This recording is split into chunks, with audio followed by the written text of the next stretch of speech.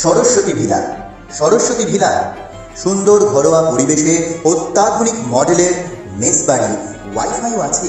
যোগাযোগ করুন 9474922373। ভোট শেষ হয়ে যাওয়ার পর সব চ্যানেলগুলোই আরম্ভ করলো এক্সিট পোল। বিভিন্ন বড় বড় চ্যানেল, বড় বড় পেটি চ্যানেল, তারা দেদার বলছে যে পশ্চিমবাংলার 42টি আসনের মধ্যে বিজেপিকে দিচ্ছে 27টা, 28টা, 25টা। তারা শুধু মোদি মোদি মোদিই করে গিয়েছে। গোটা ভোটে এক্সিট পোলের সময় তারা বলে গিয়েছে মোদি মোদি মোদি, কিন্তু একমাত্র ইউটিউব চ্যানেল, সেই চ্যানেলটির নাম জেলা বার্তা, কোথাও মাথা নত করেনি। বুক চিতিয়ে বলেছি, এবারে লোকসভা ভোটে যে যাই এক্সিট পোল দেখাও, তৃণমূল কংগ্রেস কিন্তু এবারে 32 থেকে 34টি আসন পাবে। আমরা এগুলো বলেছিলাম, বিরোধী চ্যানেলগুলো বলেছিল এটা তৃণমূলের মুখপাত্র চ্যানেল। আমরা কিন্তু সাদাকে কালো আর কালোকে কালো বলি, প্রমাণ দেখিয়ে দিলাম। তাই বাংলার তৃণমূল কংগ্রেসের শেষ কথা বলে আবারও তা প্রমাণ করলো। তাই যারা অসত্য খবর পরিবেশন করছেন তাদের উদ্দেশ্যে বলছি, আপনারা দেশের চতুর্থ স্তম্ভ, আপনারাও সাদাকে সাদা, কালোকে কালো বলুন। আপনারা জানেন ভোটের পর কি হতে পারে, শুধু মানুষকে বিভ্রান্তিতে ফেলার চেষ্টা না করাই ভালো।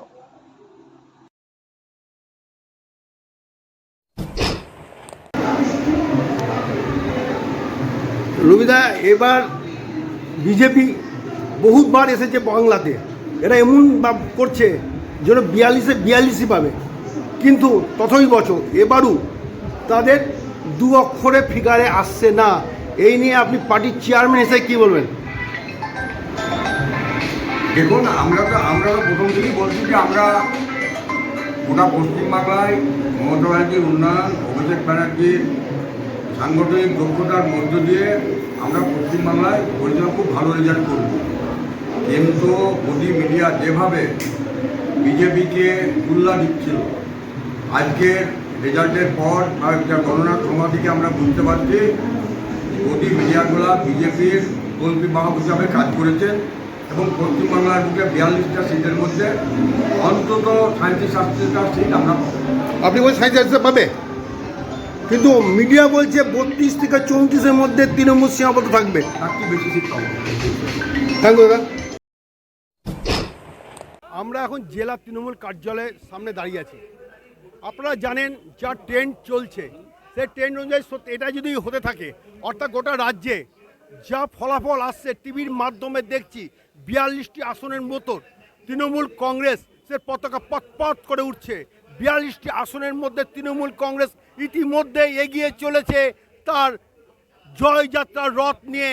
34টি আসনে জয় হয়েছে, জয় হতে চলেছে, অর্থাৎ জয় হতে চলেছে, এগিয়ে গেছে।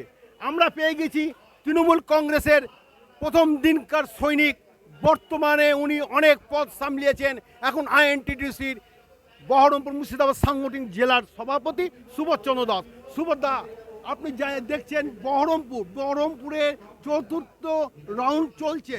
এই চতুর্থ রাউন্ড শেষে 5 বারের সাংসদ অধীর চৌধুরী এখানে পিছিয়ে যাচ্ছে, সেখানে আপনার প্রার্থী অর্থাৎ ইউসুফ পাঠান এগিয়ে যাচ্ছে। এই নিয়ে আপনি কি বলবেন? দেখুন, মমতা বন্দ্যোপাধ্যায় সারা বাংলায় যেভাবে তিনি উন্নয়ন করেছেন, লক্ষ্মীর ভাণ্ডার, যেভাবে তিনি গরিব মানুষের পাশে সকাল থেকে সারাদিন তিনি পরিশ্রম করেন এবং মানুষের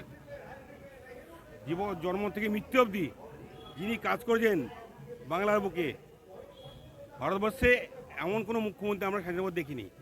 যার জন্যই আজকে বহরমপুরে এমন একটা লোকে পাঠিয়েছেন কি বিশ্ব ক্রিকেটার ইউসুফ পাঠানকে, তিনি 4 রাউন্ডে এগিয়ে আছেন।